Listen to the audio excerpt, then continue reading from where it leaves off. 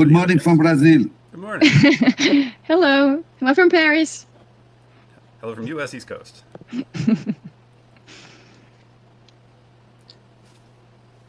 All right, welcome everybody. Good morning from U.S. East Coast. Good morning from Central Europe. We are Weather TradeNet. Thank you for bearing with me in multitasking and admitting our new guest. We are excited to speak with you today about the integration of physical climate risk into corporate annual reports for the purpose of sustainability disclosure diligence and about Weather TradeNet's solution.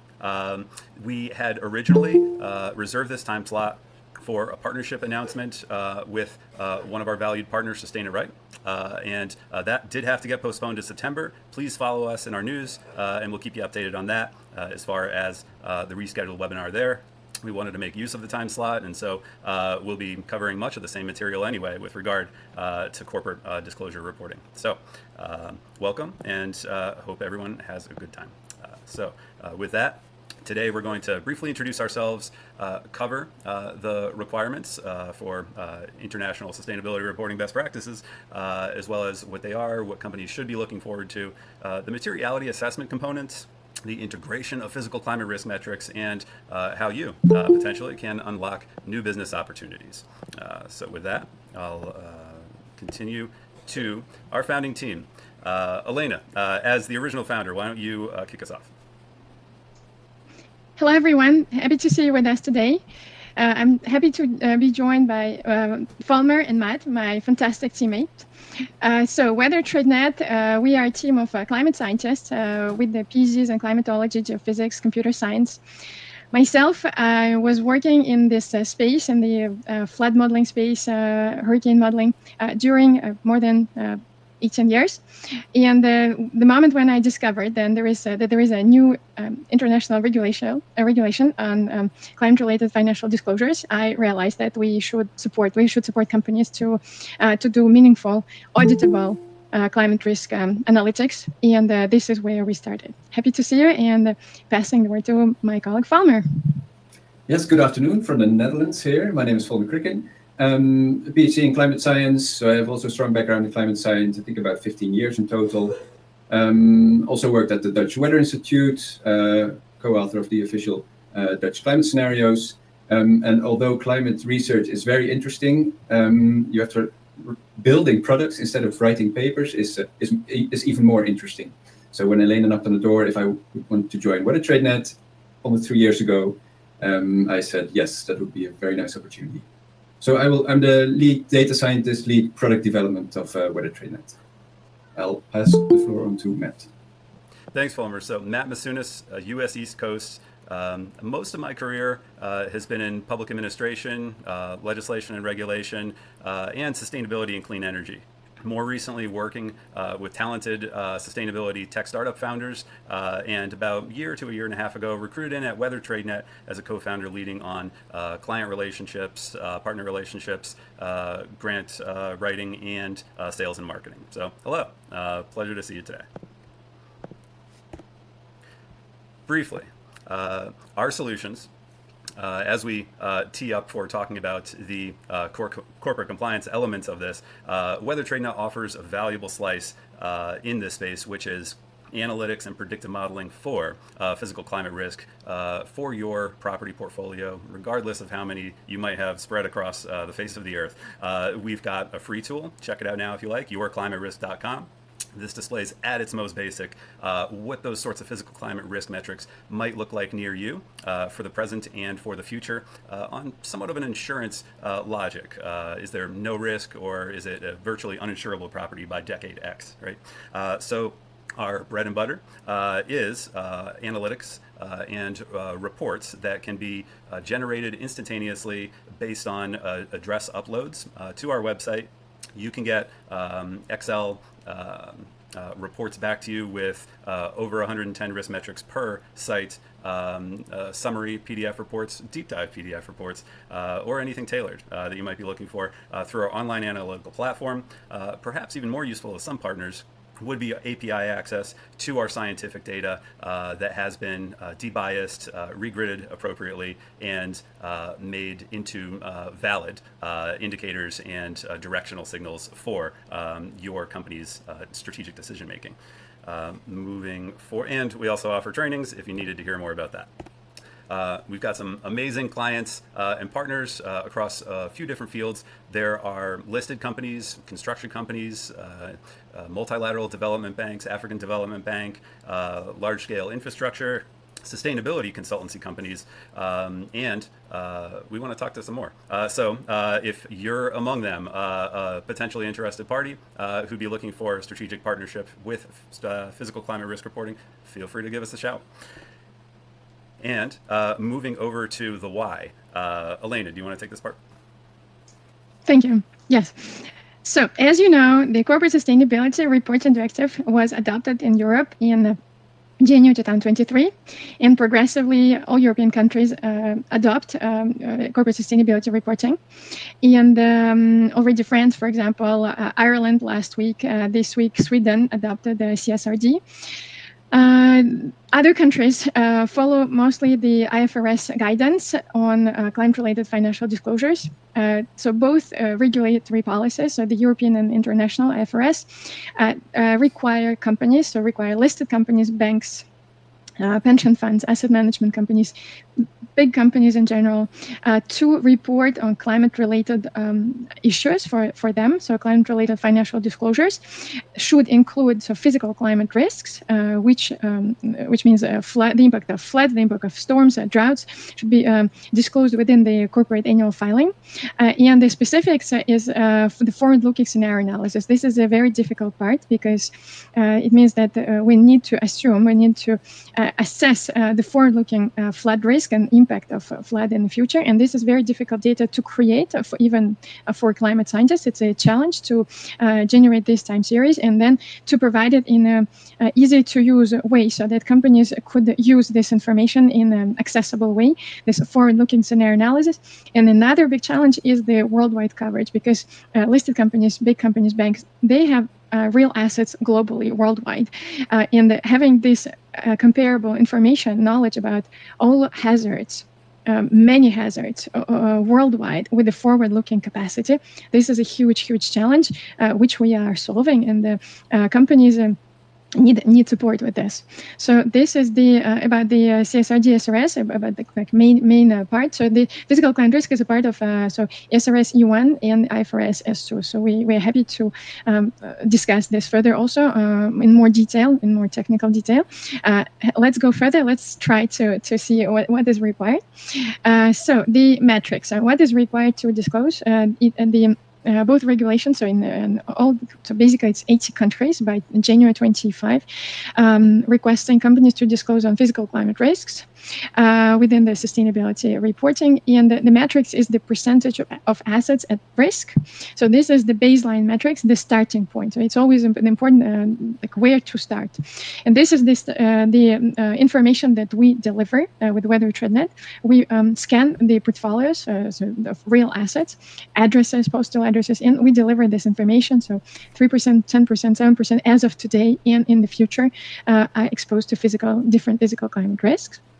Same metrics, as you can see, between two versions of the sustainability. So there is a complete alignment on that.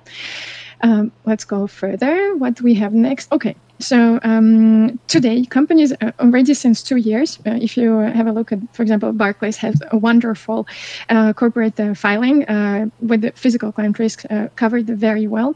So companies disclose typically on like 6 hazards. So this is the standard practice. So not all of them, not all those in the regulator policy. And it is important also to understand that in the regulator policy, it is a wish list. It's not, for example, there is permafrost. There are some exotic hazards.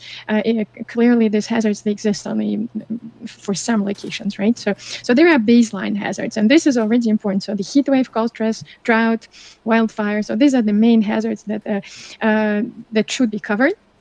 Then there is scenario analysis. So depending on is it financial institution or what kind of company, sometimes they use different wording.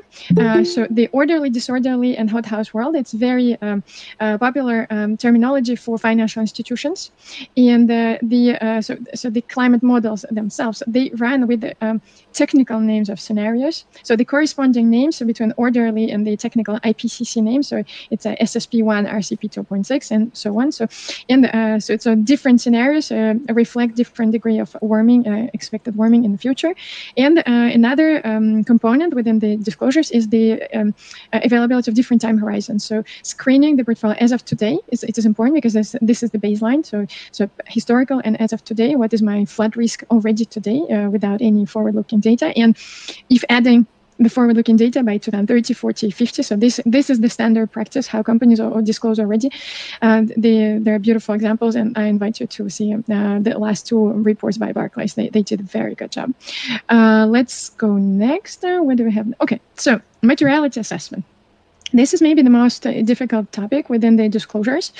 What is important to understand is that the exposure is sector agnostic. So the number of hurricanes and number of floods doesn't depend on the type of the business you have in the specific location. So far, the electricity and the water supply depend on the number of hurricanes. So while the exposure is sector agnostic, the impact of physical climate risk is sector specific. So depending on the size of the factory, on the type of the industry, the impact will be different. For some activities, excessive volume of precipitation, it is beneficial, maybe for hydropower or for certain types of agriculture like rice. But for other activities, the anomalies they cause damage, lasting damage. So the impact assessment depends on the sector and the type of activity and the company. And here is a small example. If you could change the next slide, please, Matt. The example of the impact assessment and materiality assessment. So here I show you our maps, so our own flood maps that we generate at Weather TradeNet in 100-meter resolution. The color is depth, the flood depth between different return periods. So certain locations, they have the frequency of floods once in 50 years, others in once in 100 years or in 500 years. So here we mapped the extent of flood and the depth. So the color is depth for three well-known facilities, well-known factories. So one of them, it's a flood map that happens once in 50 years, 100 years, and 200 years. So the first conclusion that you can make when seeing this map, so you can say, very good choice of facility. Like, okay, no flood risk for these three facilities, and even on the right-hand side is rare and minor. It's a few centimeters. But the small detail that people who work at these factories, they don't live at the factory. They live in the cities around. So the round circle, red circle, shows 1 kilometer distance around the facility, and you can see that there are cities around, and very likely people who work at this factory, they live in further away, maybe 50 kilometers away, not 1 kilometer away. So it is very important to mind that, and so keep in mind that the facility is not disconnected from everything else. There are roads, there is electricity supply, there is water supply. So when we are speaking about materiality, we are not only speaking about the material damage, which is a very important part, but also about the workforce and personal availability, water and electricity supply and disruption, road closures, additional operational costs and delays, loss of market share, and asset value depreciation after flood, because if during 3 months or 6 months this facility was closed, it will affect the valuation for this facility. This is about materiality assessment. We're happy to support you with this part. Let's go next. Okay, so climate risk assessment. It is a quantitative, it is exact science. So climatology is an exact science. We are speaking about numbers. So we take the numbers, which are the height of flood, the duration of flood, the frequency of flood, and the same for hurricanes, droughts, heat waves. These are quantitative time series, and we can decompose them further into probability. So what is the probability of a 1 meter flood at a certain location, or what is the probability of 3 meter flood, or for example wildfire, or 1 week of heat wave, or 3 months of drought at a specific location. So probabilities, they have a threshold. So probability of what? It's a integrated metrics between the frequency and the intensity. And the next level it's risk score. The easy example of risk score is yes, no. So this is the simplest way of identifying the risk. And then there could be a deviation. So yes, what? Okay, when it is no, it is clear. But yes, everything is destroyed, or yes, nothing special. So the risk scores integrate the information about the surprises, tendencies, emerging tendencies, black swans. So something that happens every day, every week, every year, it's not the risk for you because you're aware of this. So buildings, properties, facilities, everything is built using this standard, something that happens every day. It's not the risk. The risk is something that is rare and devastating. So basically when investors, they're taking the decision, over the time horizon, let's say 5, 10, 20 years, they want to make sure that during this period, this facility or this factor will not be destroyed. So basically, when it is red, it means that you need to zoom in. So you cannot use this risk scores for financial modeling, but it tells you where to zoom in and where it is important to do the impact assessment further. So it's not the magic matrix. It's just a very useful, we call it technical control, or like GP doctor, that just screening in a very fast and efficient way, saying out of thousands of locations, these 500, they need careful attention because here you have flood and here you have wildfire. So risk scores are indicators, they are signals attracting your attention to surprises, anomalies, exceptional volatility, exceptional surprises, which the investor should be aware of. Within the same company, there are sustainability experts and there are investors. So they need to use all these standardized metrics between them as well, right? So it's very important that they are aligned on the notion of the risk between different departments. Let's go next. Thank you. Okay, so where do we get the data? So this is one of the most frequent questions that we get, and we are continuously every day we're integrating new data. Because new satellites are launched every day, new weather products, new weather models, new climate models, they come out every year. So every month, basically, every month we update our data with new observations, and continuously we integrate new data. So thanks to all the open sources data that exists, so CMIP6 climate models, Copernicus resource that aggregates the effort of hundreds of scientific institutions. One of them, one of the major, is European Centre for Medium Weather Forecast in the UK.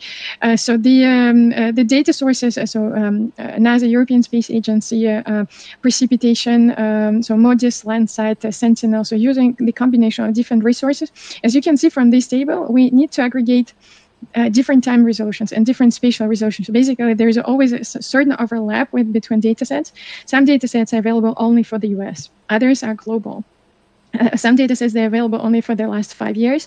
Others for the previous 70 years, but it's not the same resolution, for example. So we aggregate all these different resolutions in time and in space into meaningful, homogeneous time series of floods, droughts, and wildfires, so that we can catch these volatilities over very, very long periods in the past and the future. So we are basically reconstructing from all possible available raw open data sources available.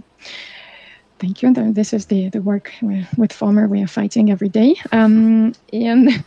Okay, so for companies, for the risk manager, for sustainability officer, basically the question is, the primary question for them is, do we have an issue and where is that? So where is our problem?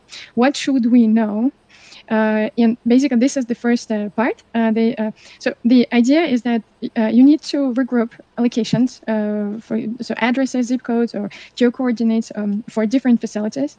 Basically, it's latitude, longitude, and then we pass these locations through our system to identify which of them have flood risk, which of them have the wildfire risk, and others. So basically, it's a two-click procedure. Just upload the file and click scan. Let's go next. So it's always bottom up. Yeah, this is an important part.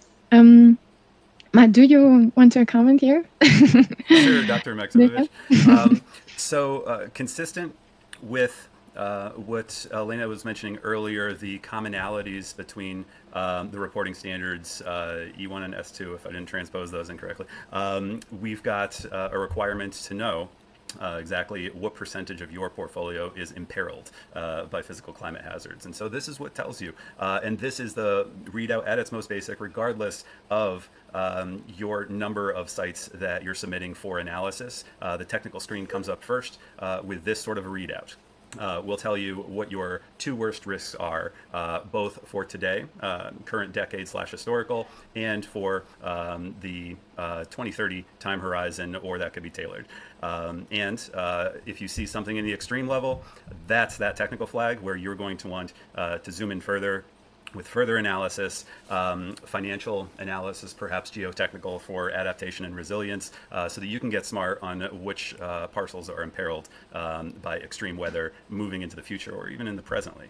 I could be reading words on a slide right now, but I think that you might get the idea as to the descriptors right here. In terms of drought with the two pie charts on the top with 2 time horizons, severe storm on bottom on 2 time horizons. Shall I continue? Our heat map. So this is all the data at once, summarized for your convenience. So 4 time horizons that you can see on the bottom, the present decade and 3 in the future, all on the y-axis, all risk hazards that are driven by climate change and that are required under the sustainability reporting standards. We provide coverage for those. And we provide that predictive modeling on a forward-looking basis consistent with IPCC recognized warming pathways depending on how much energy humanity wants to put into the atmosphere and oceans. So consistent with that, there's a low, medium, high.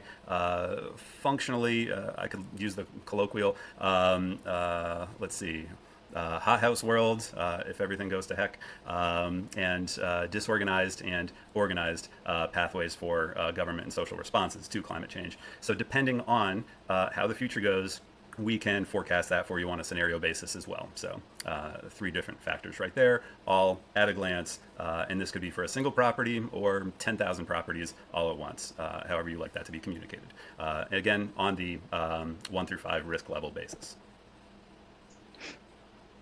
And that was also the idea that the heat map gave also the idea of the volume of the data, actually. So if you have several hazards, you always have the reference. So as of today, so if we take all the historical data backwards, how the risk looks as of today with the observational data alone.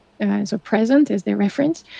And then if we add the 3 scenarios and 3 forward-looking periods for each hazard, so this is the volume of the information. This is the, let's say, optimal amount of information. So basically here it's 110 data points per location. So for each hazard, each period, and each scenario. So this is a visualization also of the data volume per location. And then, as Matt said, there is aggregation for entire portfolio. It's a favorite of mine. It's great. I'm happy to comment this one. So the use cases that we are already working on, so credit risk insurance for sure. So we integrate our data and risk metrics into financial modeling. Other use cases, so the investment decision. So before you even start building or before you invest in specific properties, you can already check those geolocations in terms of all these hazards as of today and in the future. So the informed investment decision is one of the use cases. So then for adaptation resilience for infrastructure projects, this type of data is particularly valuable. Supply chain. So when you work with the different providers globally, it is interesting to see the correlations. For example, are they correlated their risks in time? So the time series between different hazards, do they shut down? Are there interruptions at the same time? And property valuation, so asset valuation and detection of stranded assets as of today by 2030, 40, 50. This is another use case. And here we are in 30 minutes. Thank you. So thank you so much. So that was Weather TradeNet solution and an overall description of the imperative regulatorily for companies to be getting smart on exactly these sorts of issues. So before we kick it over to questions that were submitted in advance to us, we've got folks here. You can take yourself off mute and pose to Elena, Folmer, or myself any questions that you might have encountered along the way.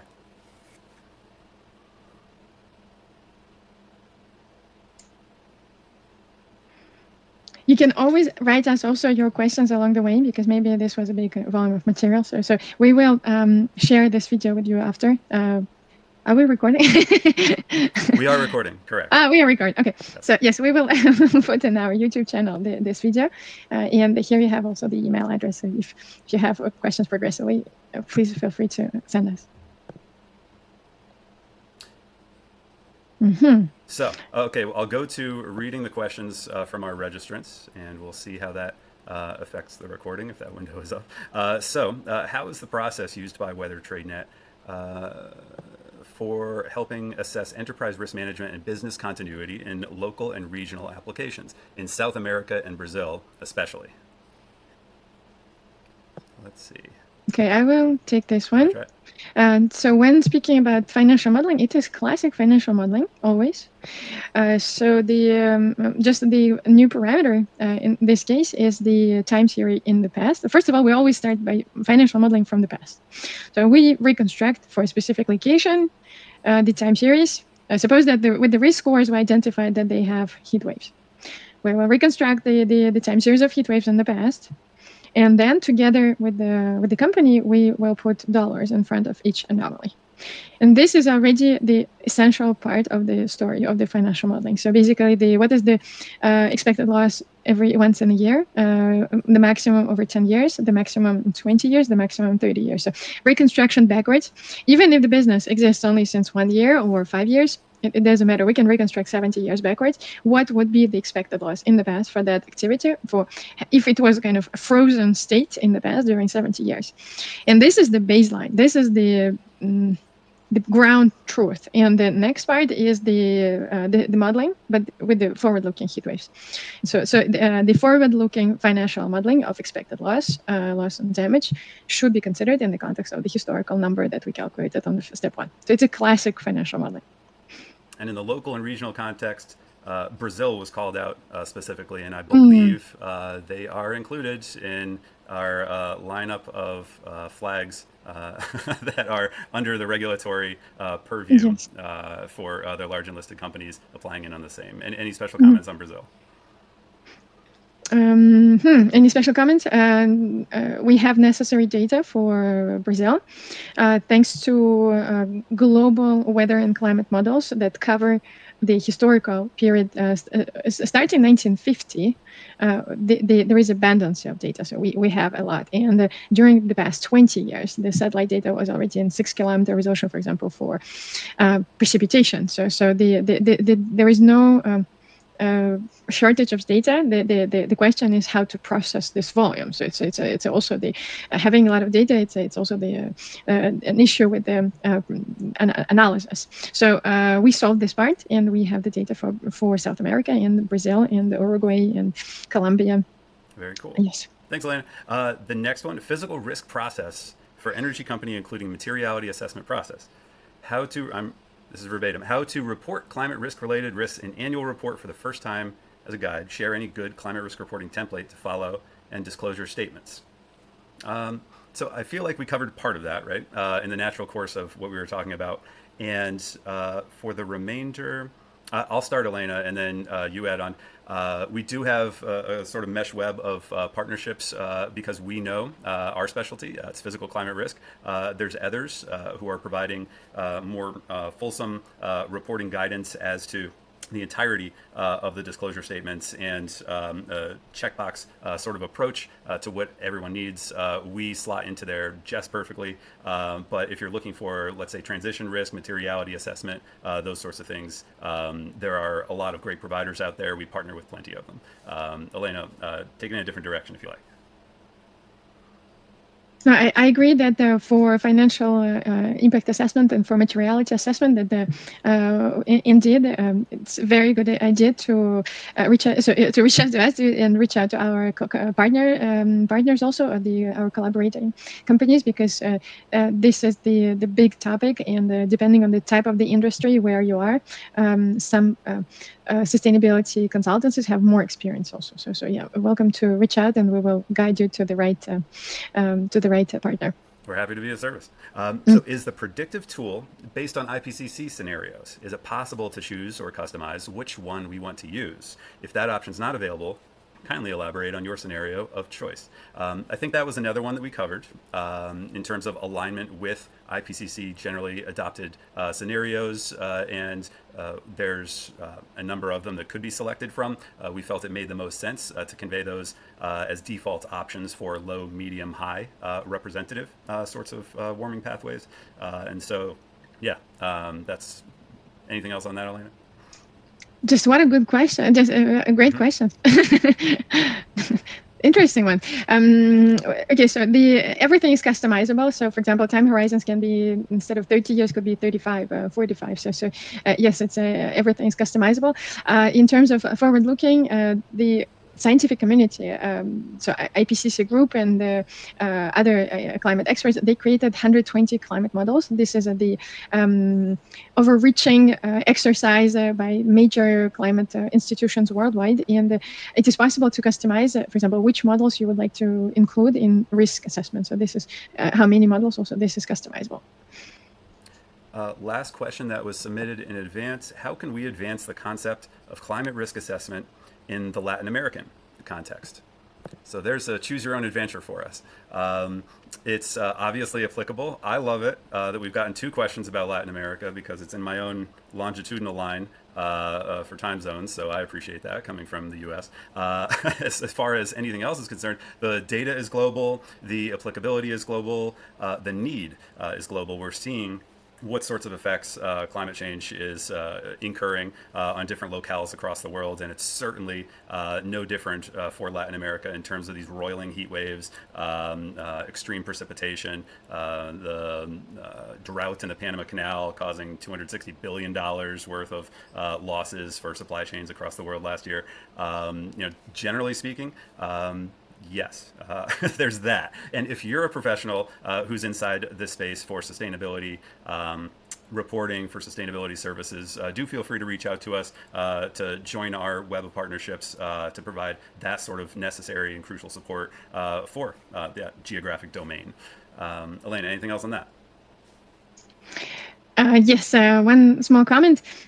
So when speaking about extreme weather and different time horizons, so there are different possibilities. So the 1 hour, 3 days, 3 months, 6 months, 3 years, 30 years, so different time horizons in future. The interesting thing with the South America and Central America is that the seasonal forecasts work pretty well for that part of the globe. For example, seasonal forecasts, they are not fantastic in Europe, but for Latin America, so central part, and the South America, seasonal forecasts work very well. So this is something interesting also to use. It means that 3 or 6 months ahead, you have some visibility of possible anomalies to expect. So this is there is some specifics in certain regions of the globe. Fantastic, good insights. Any questions that anyone in the live audience would like to pose to us while you have the chance? On whether TradeNet solution, or of course on the broader science, since we've got some data scientists on board, the philosophy or the regulation regarding physical climate risk reporting. So while we are waiting for questions, please interrupt me anytime if you have a question. And wait, you've been a great audience in terms of not going off mute, but you'd have to take yourself off mute. Quick note, if you wanted to ask that question. Thank you. Elena, please continue. Yes, it was particularly smooth, indeed. So we would like to invite you to check out also so we have a YouTube channel, Weather TradeNet. We have an online platform. So on Weather TradeNet website, we have an online platform. Very welcome to check it out. API documentation is available, methodology. So basically on the platform, in the user account, you will see your user account on our platform. And there is a methodology, API documentation.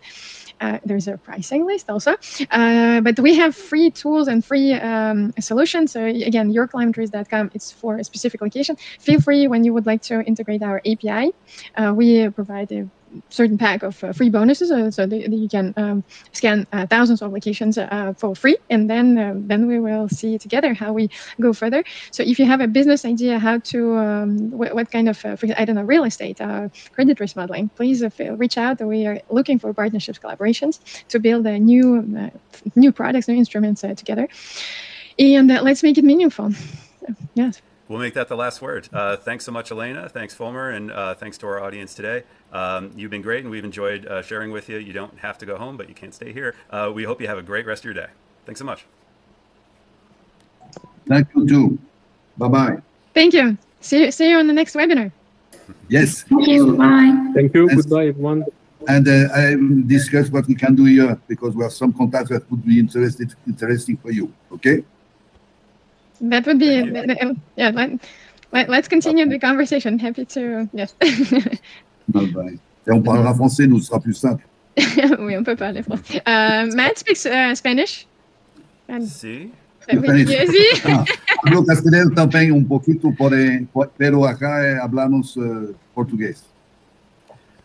Yes, no, Matt, Sí. yeah, no, yeah. Bye-bye. Bye-bye. Take Goodbye. care, everybody. Thank you. Bye-bye.